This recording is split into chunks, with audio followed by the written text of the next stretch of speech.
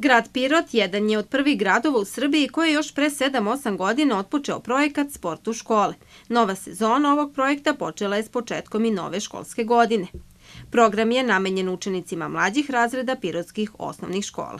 Najvažnije kod ovog projekta je to da je projekat potpuno besplatan za decu i roditelje koji koriste mogućnost da maltene svakodnevno u našem gradu u fiskulturnim salama osnovnih škola našeg grada se bave jednom fizičkom aktivnošću i to učenici prvog i drugog razreda, to je jedna grupa, i učenici drugog i trećeg razreda, to je druga grupa.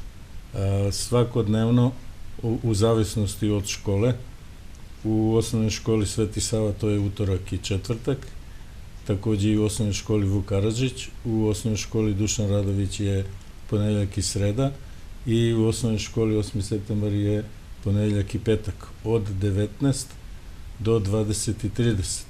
Sa decom rade profesori fizičkog vaspitanja, a škole su opremljene i posebnim rekvizitima. Projekat je tako osmišljen da se deca tamo uglavnom igraju. Prošle godine su sve škole dobile, nabavili smo rekvizite preko Saveza za školski sport Srbije.